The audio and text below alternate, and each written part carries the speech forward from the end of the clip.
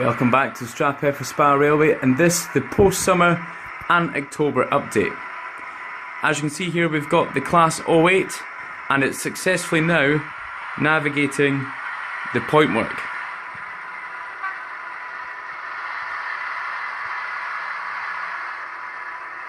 I have to say, when I was able to get this working, it was a great sigh of relief, okay, and a bit of a morale boost to myself, as I'm sure you can imagine.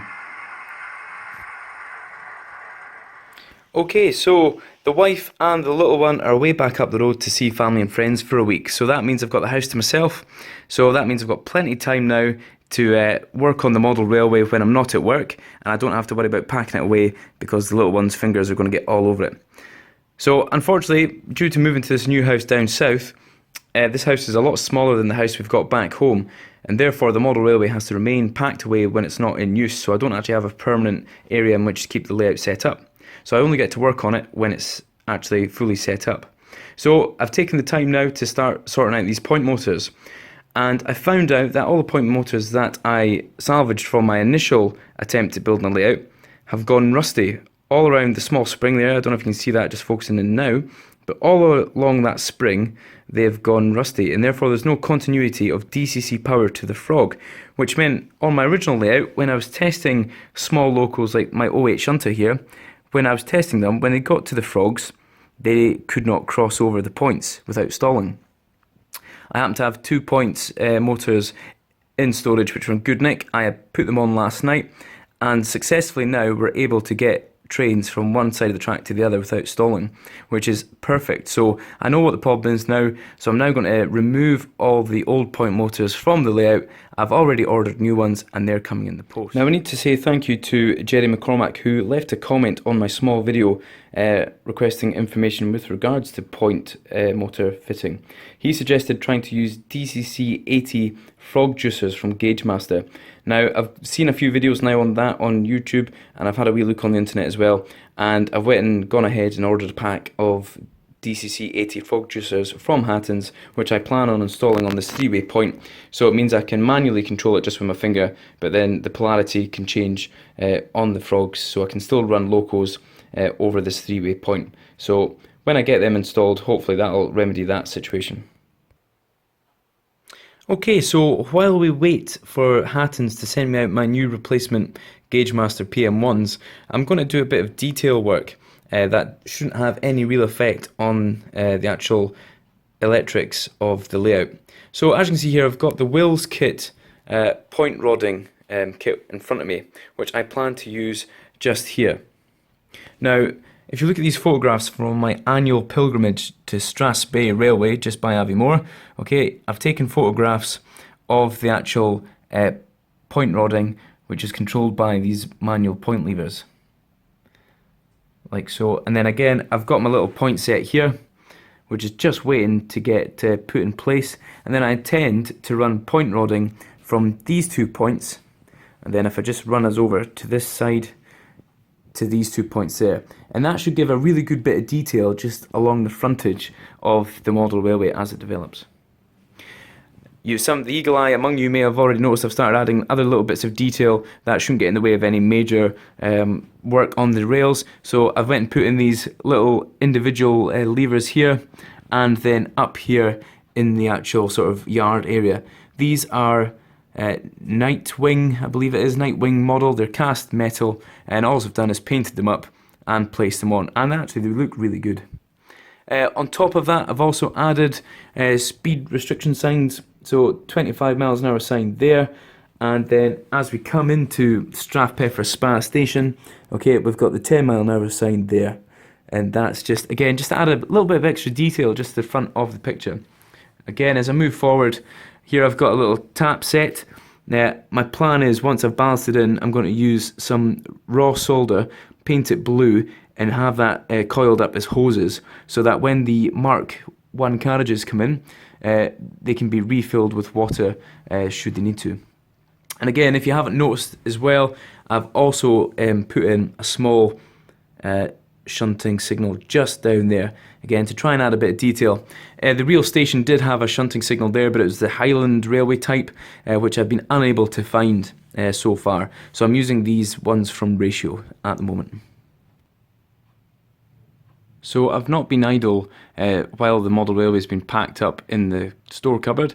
I've been doing little bits of modelling on things I can do on my lap whilst in the evening watching TV while the wee one's asleep. And as you can see here, my camera's not quite focused on it, but as you can see here, I've got the Ratio water crane, which I've painted and subsequently weathered, and I'm really happy actually with the way this has turned out. And moving on, I've started to build up my rolling stock that's awaiting restoration. This was the Triang clerestory carriage that was kindly gifted to me by Ian Sim, who built the model of my LMS railcar. It was surplus to his requirement, so he handed it to me for free. So I decided to throw a bit of a canopy over it, again paint it and weather it, and now I just need to weather the actual undercarriage, and then that's that done. I'll do that though once I've got the air gun set up for the actual paint. Moving across, this is an old Bachmann LMS sort of Stanier style tender, and what I plan to do is sort of base this on the one down at Bo'ness and Kneal Railway for the 8F, the Turkish 8F. So I've simply just painted it in a sort of primer grey, and then I've cut the coal out, and then my plan is to actually model the inside of the tender. I've got some Slater's card, plastic card, which I intend to use for that. Moving across again, okay, I've got my old Triang DMU, which again I've put on plenty of graffiti. Some of it is transfers, some of it I've wrote myself, okay, and it's really come out quite well. I've thrown another sort of canopy over it just to cover the leaks, and that's just sitting in the side and waiting for restoration. Moving down, okay, these two bits of rolling stock I'm actually really happy with. I used the weathering technique that is used by Exeter and Lear Railway on the scrap model line. Okay, he's got some really good weathering techniques on there, really simple to use, and you don't have to use the airbrush if you don't want to, and this is what they've turned out. So the BR van was in pristine nick when I got it, and I've simply just weathered it using powders, matte cot, and then matte varnish, and it's really come out well. The guards van it's an old Airfix model, and I've subsequently repainted it in the sort of Dutch livery sort of rail freight style colourings, and then again just weather over the top of that, and it looks really good. I'm really happy with these. And then over here I've got, this is actually a static model, I think it's an old Dapol static model of a LMS 3F. Again, I've thrown a base coat of rust on it. I've then put a matte cover of the black paint, and then I've brought the rust colouring through using thinners just to sort of thin down the top coat of black, and it's really given a good effect. Then I wrote on the side, "Help us raise steam, donate today," and that's on both sides. And then finally, I've got this old mainline bisque iron ore wagon, which again, same technique as the 3F, and it really has come out well. And I've also done the inside of it as well, which is really, really happy with. So looking in here, you can see that I've actually had some time, and I've went and got the gravel down on this platform end. However, I've sort of decided I'm going to bite the bullet. I'm going to remove this part of the siding, which you see just here before you, and then I'm going to put the buffer stop just here. And then once that's done, I'm going to extend the platform all the way just to the end of this baseboard, just to give it a bit of extra length, just so we can get more coaches into the actual station platform. Because just now, from the buffer stop there to the actual platform end, we can get about 3 British Rail Mark 1s. So I just want to extend it that little bit extra, just to make it look that little bit better. And that is about it so far. So future short-term plans then. Once the point motors have been replaced and are working, I intend, hopefully, to get this full main line ballasted and painted up with airbrush. Once that's done, I'll be happy enough, and then we'll move on to working up towards the yard.